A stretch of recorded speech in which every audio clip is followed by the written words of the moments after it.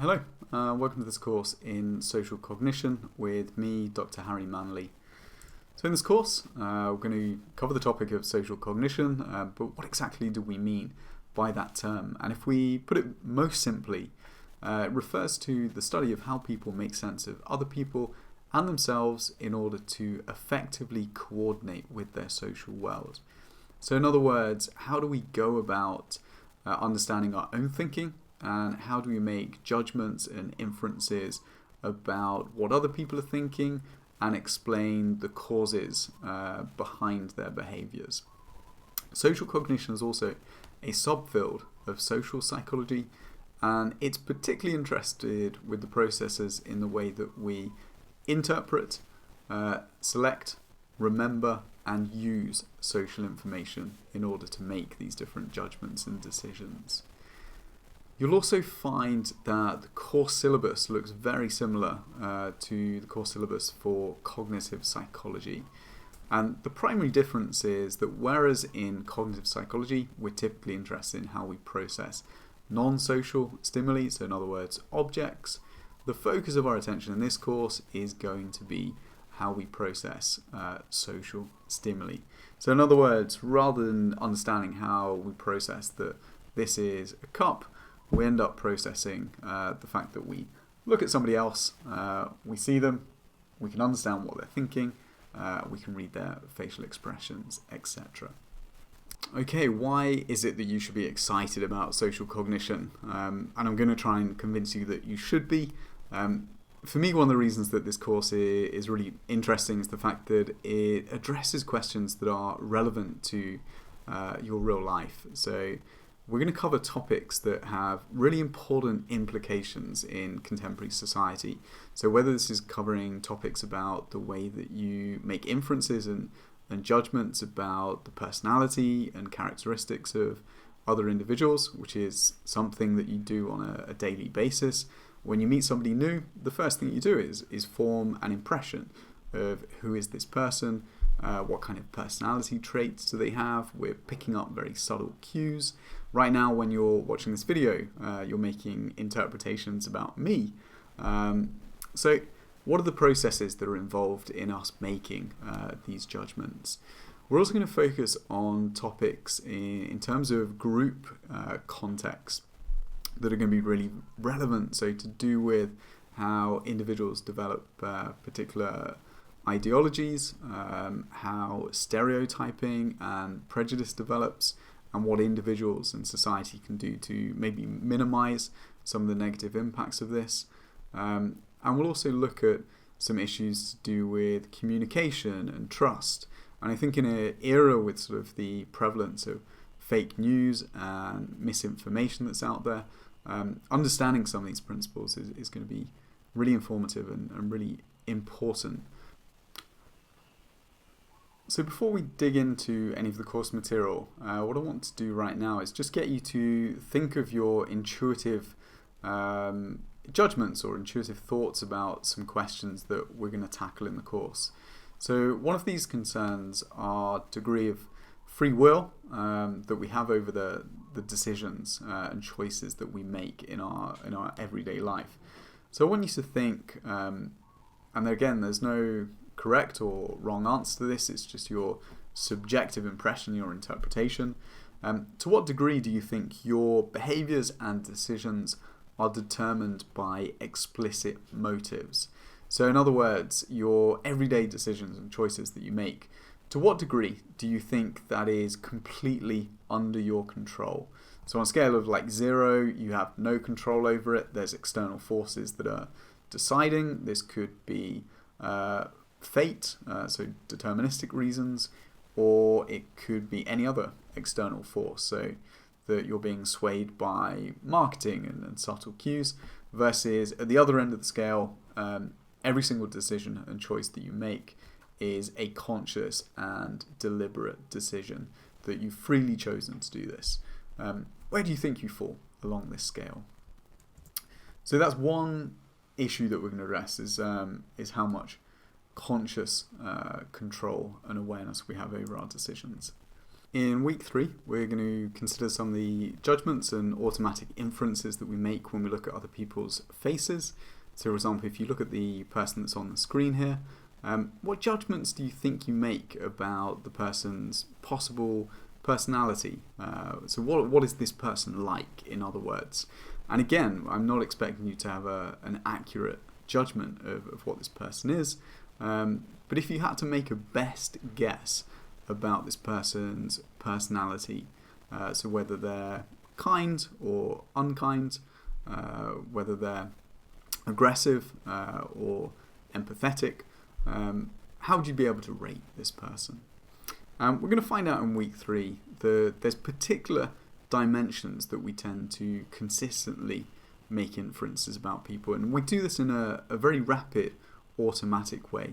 So it's not something we're kind of consciously evaluating their face, but we automatically, based on particular structural features of the face. So what I want you to do now is just maybe list out some of the individual characteristics that you might be able to describe this person as possessing.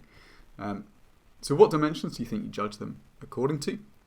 And then one of the easier ways of doing this is if you put it into a kind of hypothetical context. So if you think about this person maybe in the context of you're renting a flat or a house, and this is one person that might potentially live with you in the house. Based on just this image that you've got, do you think that you would be comfortable with them or not? What about if this person was somebody that you don't know very well and they asked if they could borrow some money off of you? Would you be willing to lend them money? We also make a lot of inferences and snap judgments using a very short or very brief amount of information. So in week 7, we're going to consider some of the ways that we might infer people's personality traits, their characteristics, from very distal information about them. So in this case, we'll look at some research where participants were shown rooms that had different cues and information in them, and then they were able to make fairly accurate judgments of what was the person like that lived in this room. So seeing a room that's relatively tidy and organised, people were able to make accurate judgments that this person is probably quite conscientious, whereas seeing a room that is very messy, that maybe has kind of artwork posted on the wall, might make inferences that this person is much more sort of open or extroverted, etc. So have a look at those 2 rooms and see what judgments you might make or guess about the person that lives there. We're also going to look at the way that we end up making attribution. So in other words, how we explain other people's behaviours. So if you watch the following video clip, so this comes from a seminal piece of research by Hyder and Simnel. This is back from 1944, so in the mid-20th century. So in this clip, you're going to see an interaction here between 2 triangles and a circle. And all I want you to do as you're watching this is try and narrate or explain away the story and the circumstances that are occurring here. So what is it that you're watching in this video?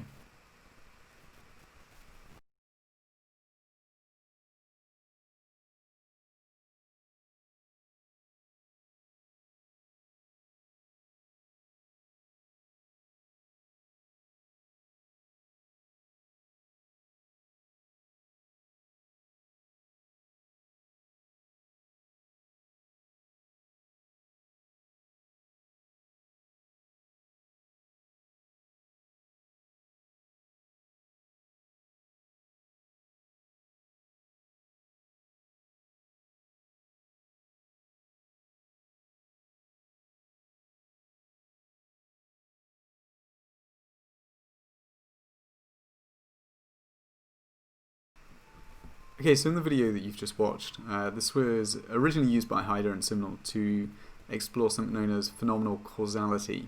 So in other words, the explanations that we might offer for an individual's behavior. So what you're watching in the film here is basically two triangles. So you've got one large, one smaller triangle, and a small circle that are just moving in and out of a rectangular enclosure. But our interpretation and the attributions that we come up with to explain the movement of the circle and the triangles is not simplistic. We're not simply explaining it in terms of there being this object that's moving around in different locations. When participants are asked to explain what's going on, they typically describe this film in terms of it having some sort of plot and the objects having different motives. So they have or attribute to them feelings and desires. So they organize this kind of chaos to give and attribute some sort of intentionality to the objects and give them or give the film a narrative structure. Okay, let's turn our attention to some of the sort of basic principles in cognitive psychology. One of the things that I want to start off by considering is whether there is a fundamental difference in the processes that occur for social versus non-social cognition. And to some extent, much of social cognition assumes that people are objects. So in other words, there's an assumption that the sorts of cognitive processes that underlie the way that we perceive an object, so the way that I perceive this to be a pen and this to be a glass with a little bit of coffee in there, the way that I perceive this, so the attentional processes, memory, perceptual processes, all of these share a similarity with the way that we would end up processing social stimuli. So when I look at somebody's face, we've got the similar sort of attentional memory and perceptual processes going on. So to some degree that's true, but what we want to identify is that there are also important differences, and these can be quantitative, so they differ in the degree of which these factors might influence our processing, and qualitative, so they differ in nature.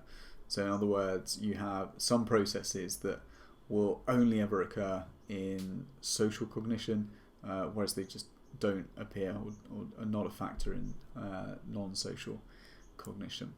So let's look at some of these examples. But before we do, what I want you to do is just have a little reflection and see if you can think of what these differences might be.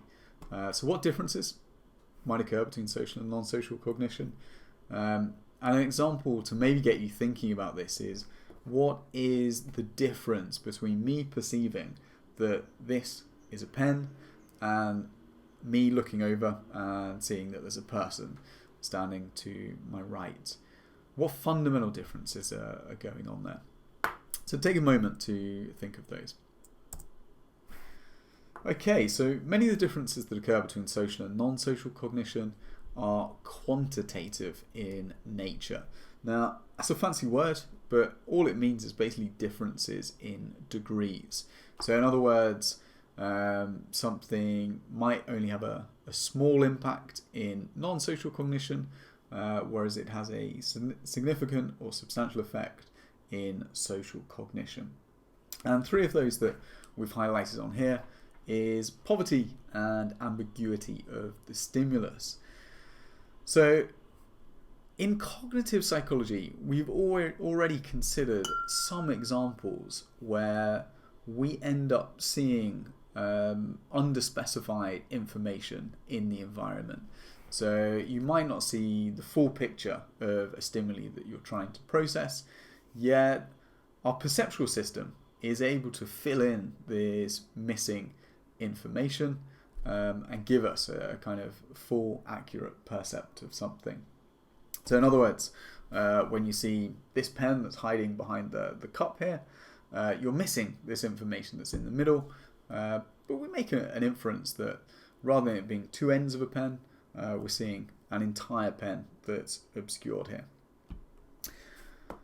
In social cognition, this poverty and ambiguity, so the kind of vagueness of the information that's there, and the possible explanations that cause it are just so much greater.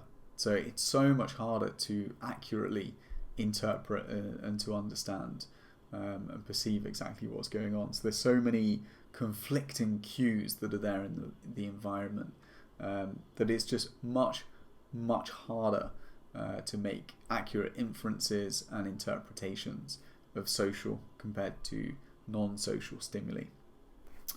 We also have emotional and motivational influences come much more into play.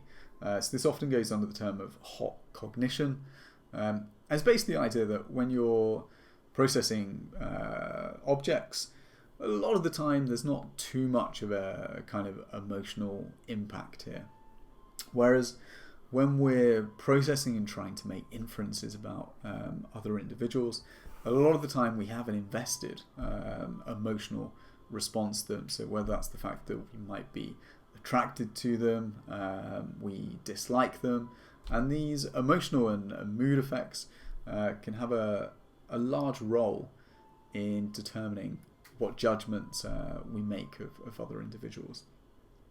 So these emotions and moods are just much more important in social cognition.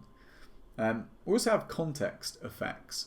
So all of the theories of perception assume that context makes a great deal of difference to perception.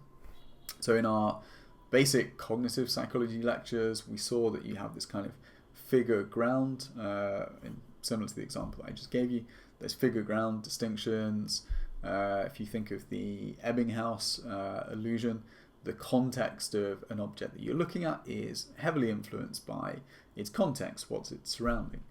But in the social world, these things just get so much more important. So another person's behavior is going to be influenced much more strongly by the particular context that they're in.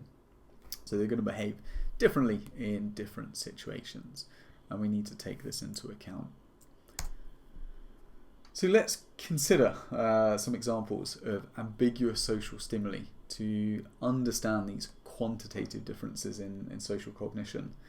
So these are some examples that I've taken from a lecture by John Kilstrom. What I want you to do is just look at the photo here and try and come up with an interpretation of what it is you're looking at. So what do you think this photo is showing? And you can see there's 5 people that are sat in a convertible. They're sort of driving through this what looks like a kind of war zone. There's rubble in the background, and it's a photo that I'll give you a bit more background. It's taken from Beirut, and you might think that maybe this is an example of disaster tourism. These people just kind of having a look at what's going on in the neighbourhood here. But it turns out that what they're really doing is going back to their apartment to salvage their belongings. So they're individuals that live in the same neighbourhood, and they're really invested in what's going on. So this was a photograph that was shot by the photographer Spence Platt in Lebanon. So you're looking at the information that's there in the context, and knowing that these individuals are in this kind of posh, pristine-looking convertible against this backdrop of the kind of smoking wreckage that's there. It's very difficult with that context and the lack of background and information to make an accurate interpretation of what is going on. So there's a high degree of ambiguity here. Similarly, if you look at the photo here, so this was taken in Williamsburg on the 9th of September 2001. So this was after the 9/11 terrorist attacks on the Twin Towers in New York. So Williamsburg is a suburb just outside. And this is something I can remember being in college and hearing about this whilst it happened. For many of you, you possibly weren't born at the time, or certainly won't remember it. But if you look at the image and how would you interpret or explain what is going on in this scene here? Now, this image became famous because it was well publicized and published, and a lot of people came up with the interpretation that these people are smiling. They look generally quite a relaxed bunch. They're chatting. They don't seem to have much of a care in the world here. And that was what many people interpreted the stimuli or the scene to represent. And they would then make an inference that these individuals are kind of callous, that you've got one of the kind of greatest tragedies that have occurred on American soil that's occurring in the background. Maybe this is also sort of symptomatic of the sort of youth of today, that they infer from this that in today's society the country has just become callous, people don't care, and you might feel a kind of emotional expression of anger towards them. Alternatively, you might think that maybe these people are turning to each other for support. The tricky thing is, with this information that you have, so with the stimuli, it's really tough to make an accurate interpretation. It's just too ambiguous. So the reality, when they went and found the photographer that took this and the individuals that were featured in this photo, it turns out that they were really strongly affected. And it just happened to be a moment that the photographer had captured where they were unfortunately smiling. And I think the key thing here as well is that when you sample everyone's different interpretations of how they viewed the individuals in that photo, people have got a wide range of different inferences and explanations that they're coming up with from exactly the same stimulus. So you're showing exactly the same photo to different people. One person sees them as being callous, another person sees them as probably caring, but maybe it's just caught at an unfortunate moment. So same stimulus, different interpretations. Okay, a final and quite dramatic illustration of the importance of context in social cognition is this photograph that was taken by Rich Lamb. Now, if you look at the image here, what interpretation can you come up with for what's going on? Many of you probably think your initial interpretation is your lecturer has just snuck a kind of racy photo into this presentation. So if you strip this of all of the context, it does look like a couple are engaged in some sort of foreplay here. But the stimulus that you're looking at is from a very famous photo called the Vancouver Riot Kiss. So this was basically a kind of big riot that occurred in the streets after a hockey game in Canada. Now, what happens if I give you a bit of context? So if we give you the sort of background and the scene where this unfolded. So this original photo shows that kiss actually took place kind of in the middle as a sort of riot is dispersing. So you've got this street protest. We've got a police officer with a truncheon that's in the foreground here. But in some ways, when I give you that context, it's even less clear. There's even more ambiguity to why would these two be wanting to get it on in the middle of a riot, unless there's some kind of riot fetish that they have. And it's really hard from this to understand and interpret what's going on. Whereas the full story is, it turned out that this was a couple that were involved in each other, and she had been hurt during the riot, and he's there trying to comfort her. So there's an entirely innocent explanation for this. But this is one nice example of, in certain social situations, even with the context being available, there is an inherent ambiguity and lack of information in many social scenes that we process, that we're unclear in exactly what it is we're meant to be interpreting. So if you don't believe me in the previous clip, if you pay attention to the first couple that you see in the bottom right as the police charge here, you'll end up seeing the woman that's involved in this.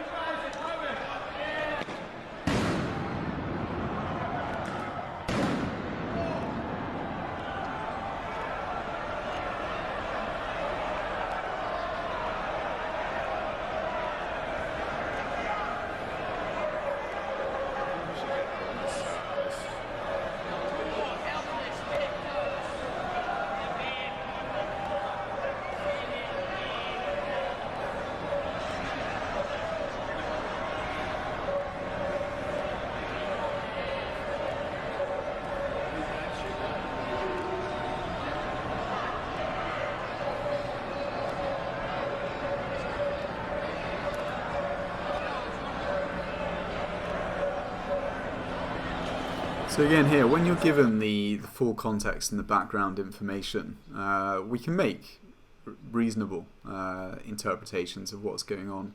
But a lot of the time with limited snapshots, and there is a kind of poverty and ambiguity of the stimulus that means it's much harder for us to make accurate judgments and accurate inferences. It is also the case in social cognition that there's a much stronger role for the influence of your current emotional and motivational states on decisions and judgments that you make. So if we look at just cognitive psychology, we already considered some cases where you might experience an influence of the current mood state that you're in on something such as memory. So we know that if somebody learns a set of words in one mood state, and then they're retested on this list of words, their recall is better when they're in the same mood state. So there's some small influences of your kind of mood and emotional states in cognitive psychology. But it just gets ramped up to an extra level when we come to social cognition. So some examples of this might be if you're a juror in a trial, depending on the emotional response that you have to the suspect that's there. I mean, say if you're attracted to them or you have a strong dislike for them, this sort of motivational drive or emotional connection that you have may influence and bias the way that you end up processing the different evidence that's there. Another example might be if we take a simple situation such as you look over and you see either a man or a woman that's in business attire, and they're discussing something with a member of the opposite sex. So they're in a cafe, sitting down having coffee. If I asked you to come up with the possible explanations for this, two possible explanations is maybe they're having a meeting, or alternatively they could be on a romantic date with each other. Now, imagine that same scenario, the same situation of you looking over and seeing a man or a woman with somebody of the opposite sex, but now I tell you that this person there is your ex-partner. We're now adding, there's an emotional component to suddenly this person means something to you. Do you think you would interpret the dynamics of that situation in the same way? Would you interpret that, I guess my ex-partner is probably in a business meeting with somebody else, or might you kind of be more ready to jump to conclusions such as they are on a date? So we'll see in the course lots of examples of how our emotions can influence decision making.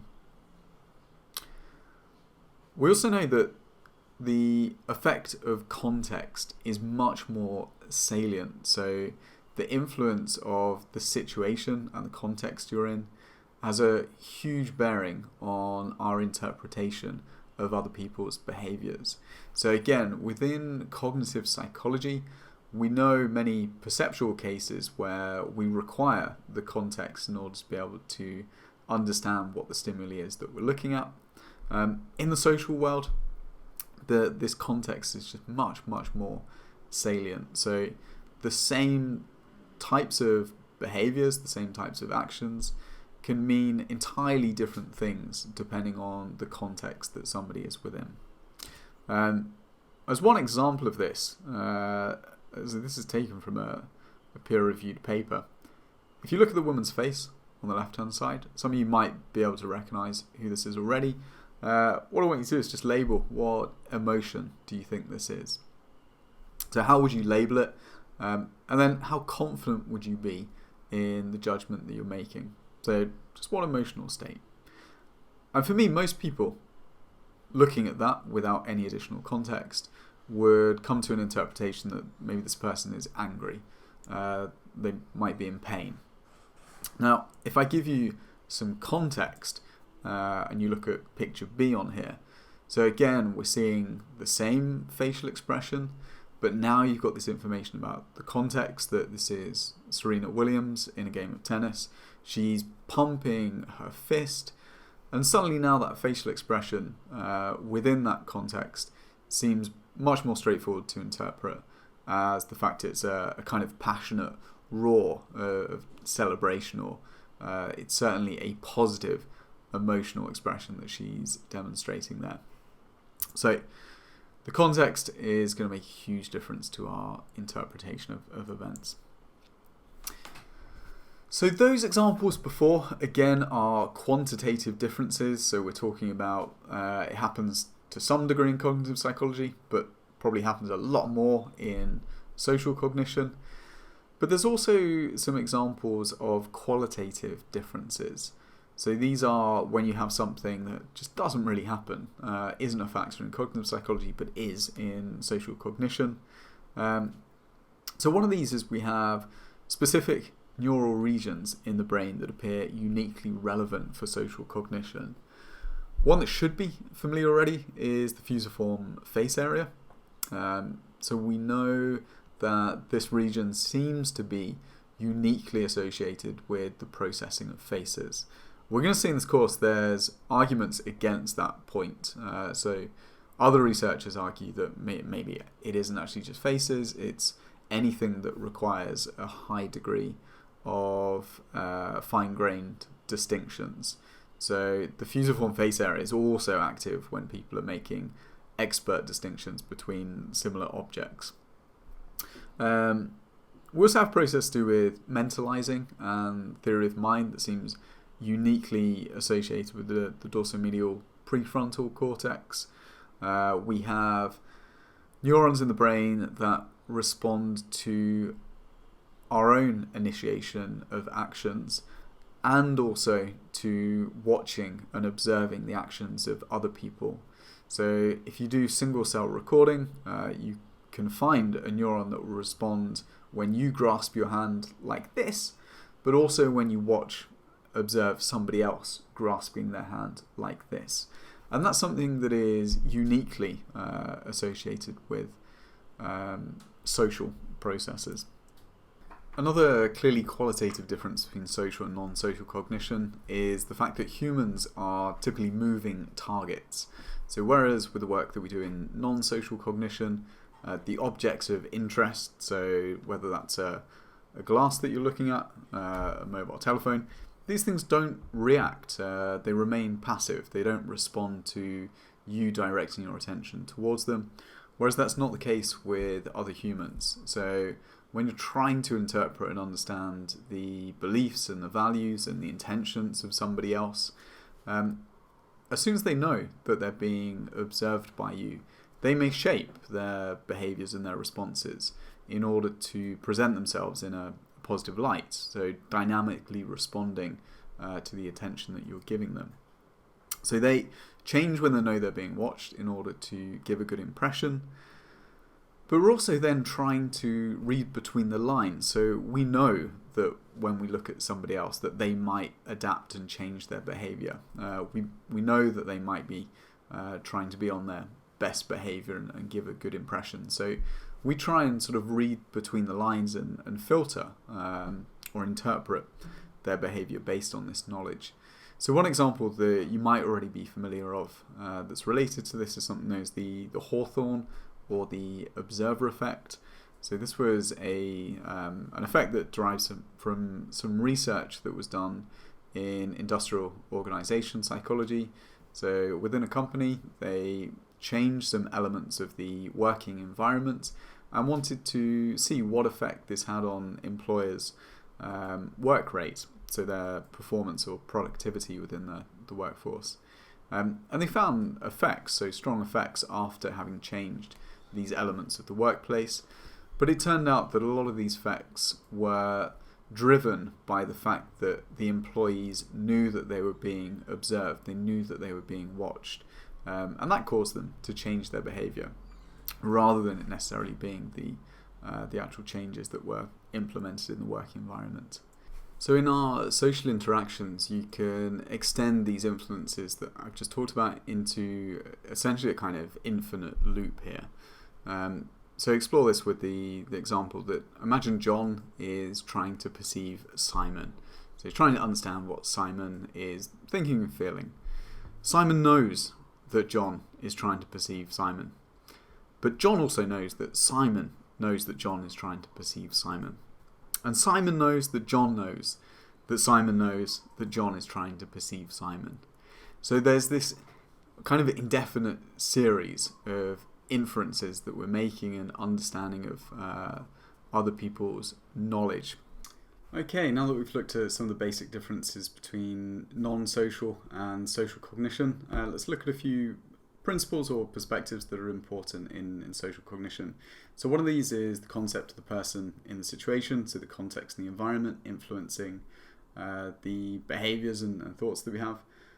Secondly, we're going to have a reminder of stuff that we've already covered in cognitive psychology, that social cognition emphasises the process. This is in contrast to a behaviourist approach. And then we're going to consider some metaphorical models of the social thinker.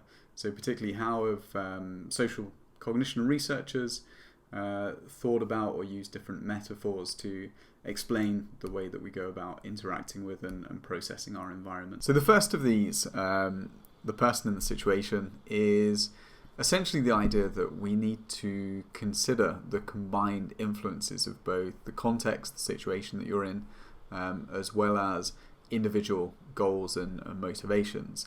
And this was put forward by, this theoretical approach was put forward by the psychologist Kurt Lewin, traditionally under the name of field theory. And Lewin really emphasized the importance of considering the role that social forces play in motivating our behavior. And when we talk about the social environment, Lewin stressed that it's important to understand that the precise nature and qualities of the environment are not objective. So in other words, it's not possible or easy for an observer to accurately understand what this environment is.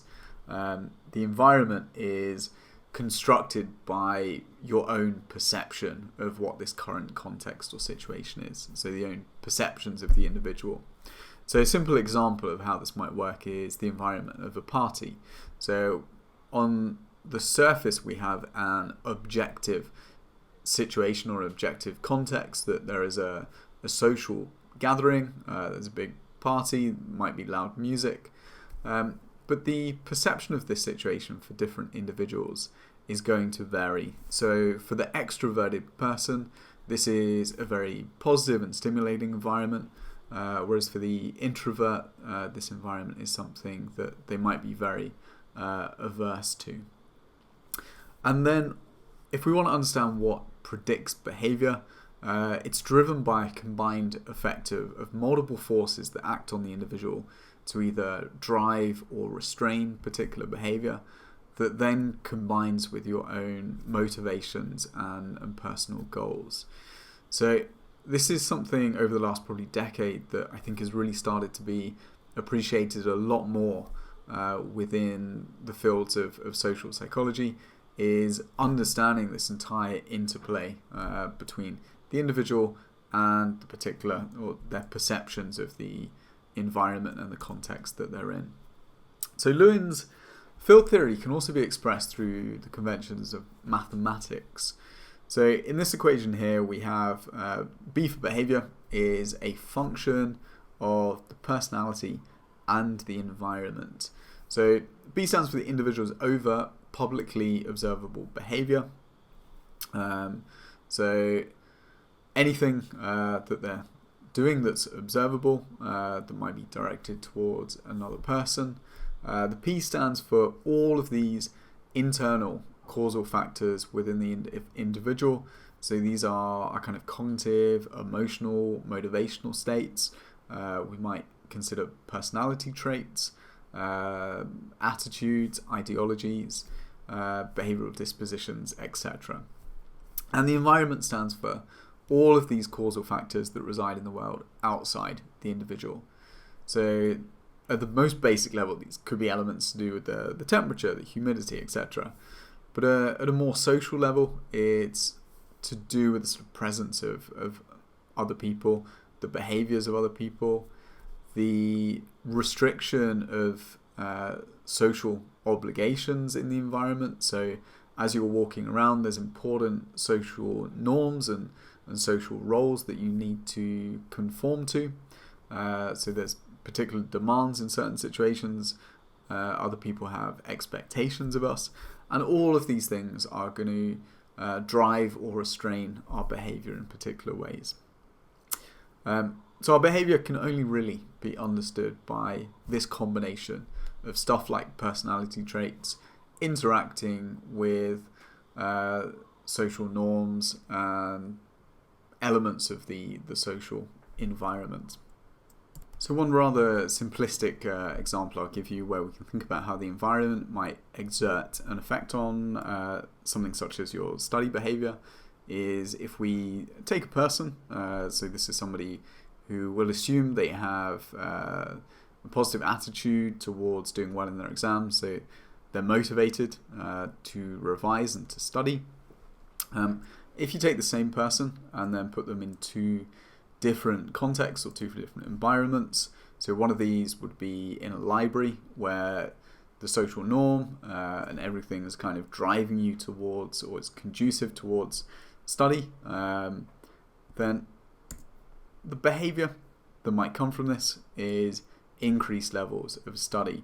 Whereas if you take the same person and put them into a cafe environment, the resulting behavior might be that they're more prone to get distracted and they study less. Now, one of the things you might notice with this is that there's probably big individual differences. In some of you can study in a cafe very well, whereas others maybe need the quiet and solitude of being in the library. So there's some people that would interpret this cafe environment as being very different and being very conducive to work. So there's different interpretations of the environment that can influence the actual behavior that comes out of this at the end. So another principle, and this might come across as incredibly obvious, but it's important to emphasize the fact that we're interested in studying cognitive processes in social cognition. And this is important because it's in contrast to a lot of the sort of dominant behaviorist approaches that occurred up until the sort of 1960s and 1970s in psychology. So for a behaviorist, all they're interested in is essentially stimulus and response behaviors.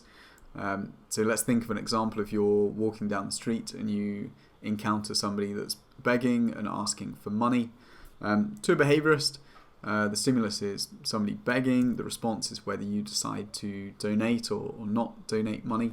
And for them, that behavior, that choice that you make would be determined by the fact that we learn to do things that are rewarding and avoid doing things that are punishing.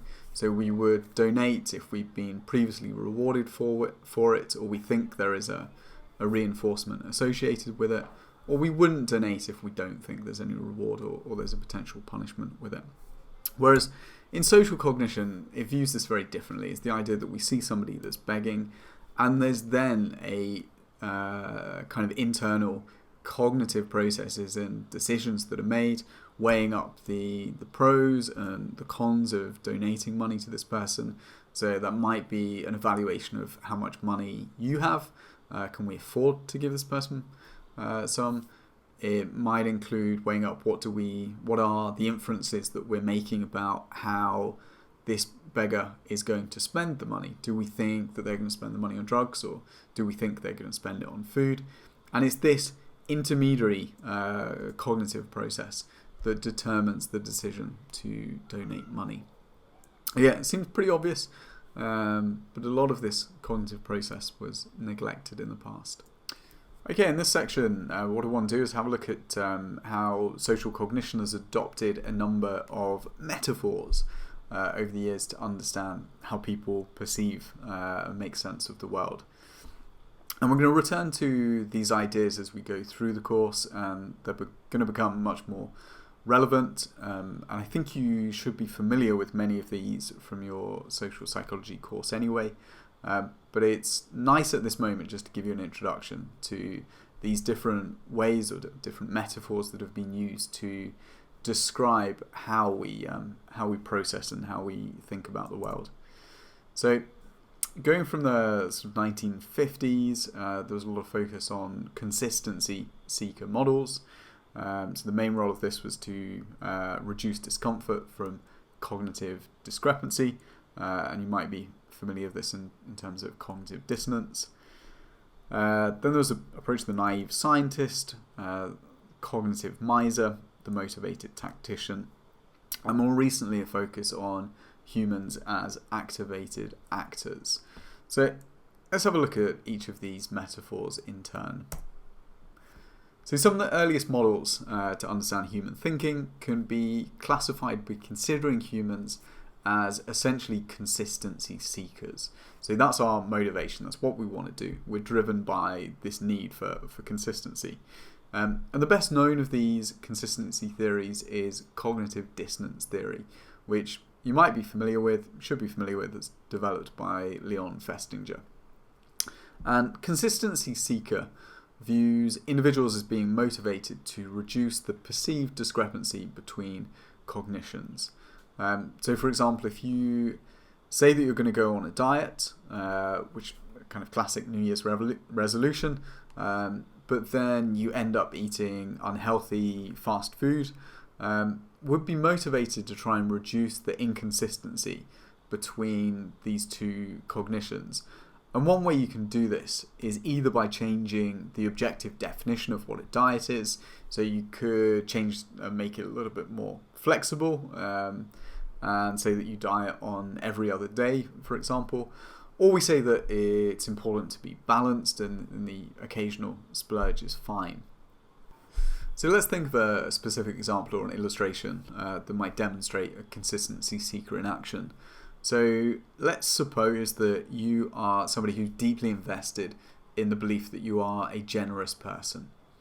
And you're walking down the street and you encounter somebody there that's asking for money. There's somebody that's begging. You have two options here. That you can choose to donate, and by donating money, you're going to reinforce that original belief that you have about yourself, that you are generous. However, it might be the case that you decide to walk on by and you don't give the beggar any money. Now, on the face of it, you walking on by could be taken as evidence that you're not necessarily the altruistic and generous person that you think you are.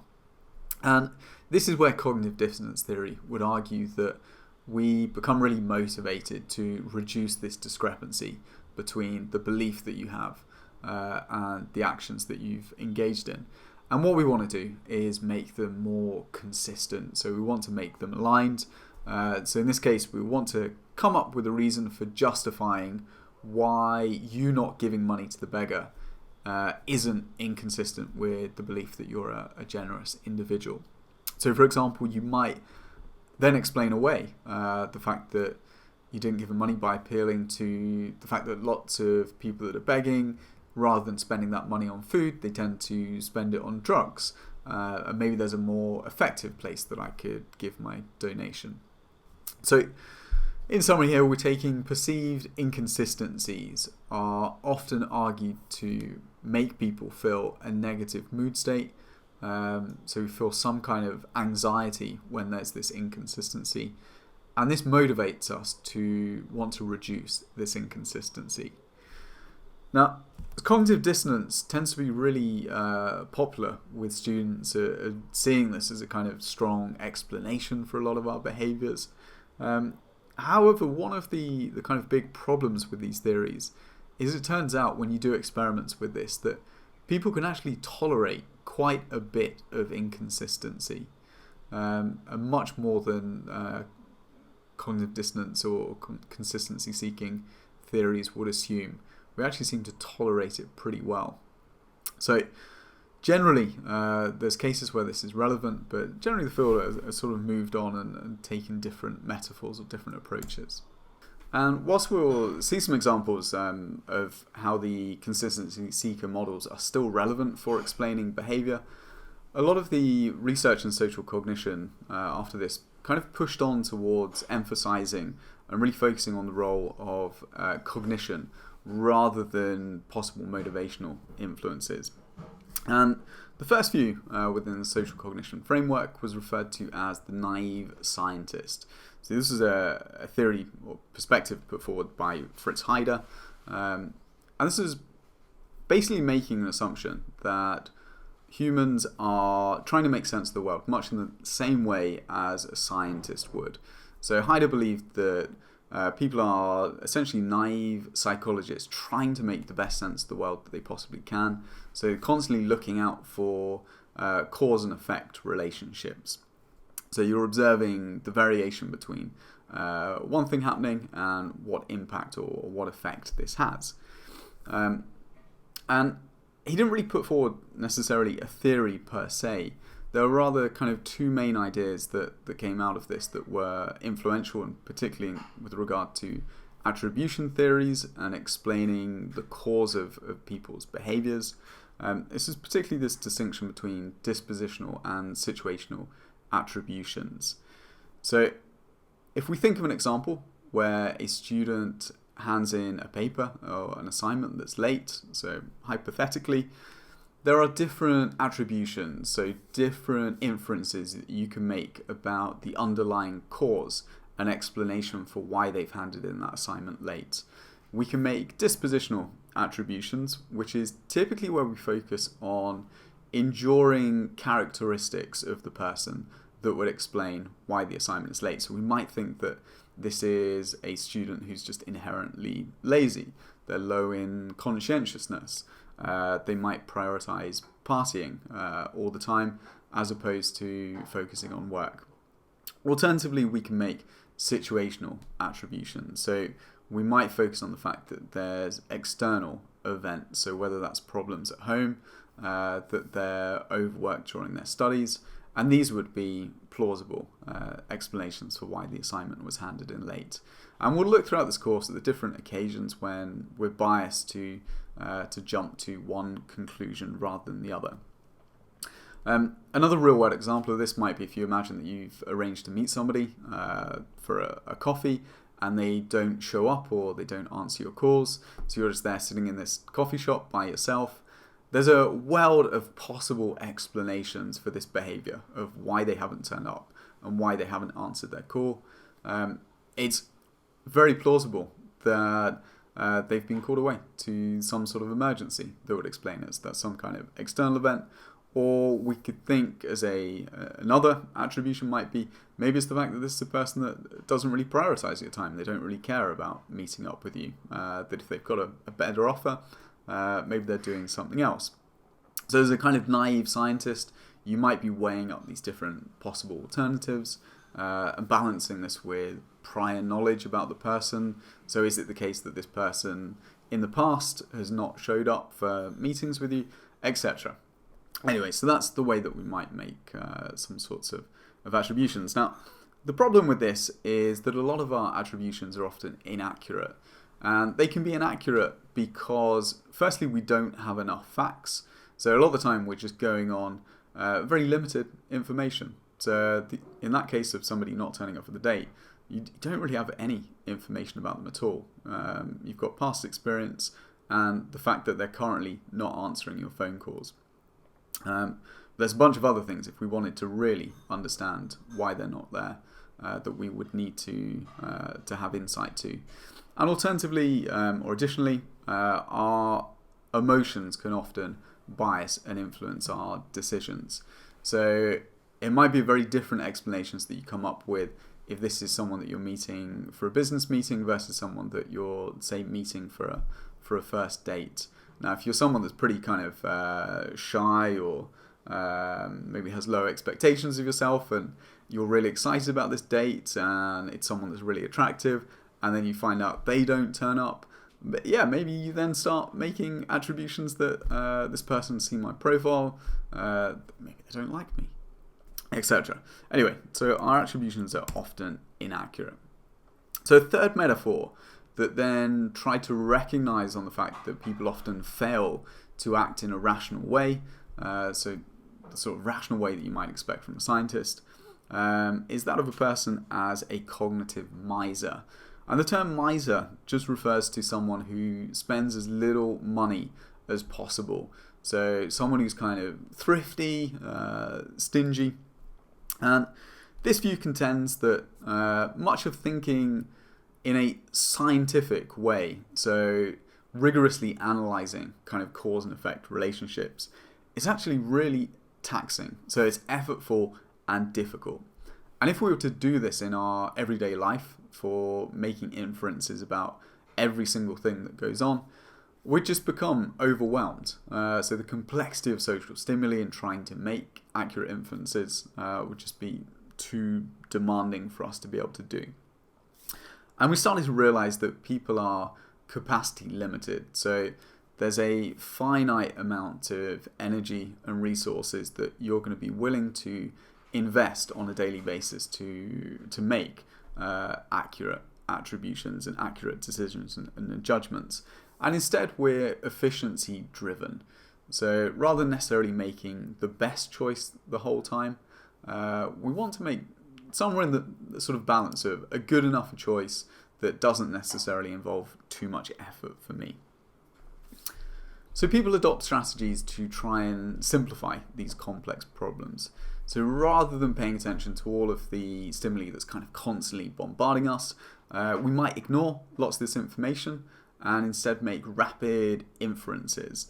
We might categorize people and think in categories rather than considering that this is an individual person with desires and beliefs. We might think about them in more stereotype manners. So we generally start to use a lot of heuristics and cognitive shortcuts. So we're expending the minimum amount of cognitive energy and the resources to get by. Okay, so the cognitive miser model is suggesting that we go around our everyday environment trying to be as efficient and spending as few resources and cognitive energy and effort as possible. But is that really the case? Do we always invest the minimal amount of effort? And a spoiler alert, the answer to that is no, because there are certain situations and contexts and circumstances where we are willing to invest additional resources and effort and cognitive processing in order to arrive at the most accurate decision or accurate judgment that we can. So to accommodate this, social cognition came to adopt another metaphor that's referred to as the motivated tactician. And this basically suggests the idea that we have a degree of flexibility in the fact that we can choose to be lazy at certain time points. And this is probably the sort of default mode with our everyday decision making and processing. If we're just doing things that don't have a particularly big consequence to them, we might engage in very lazy, cognitively miser processes. But those moments where our judgments and decision making is consequential, we can flexibly invest our resources then and sort of relatively effortlessly switch between the two. So one example of this might be if you think of you're driving in your car and someone just cuts you up on the road, you might not bother investing much effort into understanding the reasons behind why they've just cut you up. You just think they're an arsehole. Whereas if you're part of a jury and you're there trying to make a decision of whether somebody is responsible for a crime based on all of the evidence, then you're probably going to be less likely just to use simplistic heuristics. you're going to invest as much effort and energy and resources as possible to effectively weigh up all of that information that you've got. So we can flexibly choose between those. And often we choose wisely when we want to engage the sort of more careful, effortful processing. However, there are also certain contexts where we're more prone to make rapid judgments without too much thought. So for example, if we experience threats to ourselves, so if there's a threat to our own kind of self-esteem or ego or status, so if somebody says something that is insulting or derogatory to you, what might make sense there in the long run is to step back and to invest effort into understanding why have they said that. But a lot of the time we don't. If we're experiencing a threat to ourselves, we might make a very rapid judgmental response, or you think this guy is confronting you, yeah, I'm going to say something derogatory back to them. So I think the take home from that is that we've got this flexibility in whether we invest effort or not. And then finally, in the last sort of decade, we've seen another shift in the metaphorical model of the social perceiver. This is largely borne out by a growth of research on automatic processes. So we're going to cover this in the next lecture. But a lot of work that's tried to unravel the fact that we are biased and influenced in the decisions that we make by stuff that's outside of our conscious control. Okay, in the last sort of 10 years or a couple of decades, we've seen another shift in the metaphorical model of the social perceiver that focused a lot more on the influence of automatic processes. And this has come to be known as the activated actor, and essentially makes the argument that the context or our social environment is continuously cueing or priming us. So depending on what's in our environment and what we're being exposed to, this is going to lead to activation of particular concepts.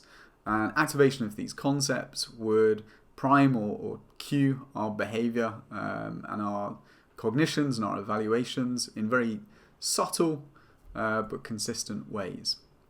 So these activations occur outside of our own conscious awareness, so we don't have any explicit awareness or understanding that they're happening to us. And they also occur milliseconds before awareness or sensation or thought or behavior. And the implication of this is that a lot of the social responses that we make, so a lot of the choices, decisions and behaviors are driven by this automatic activation of different concepts and priming of particular responses.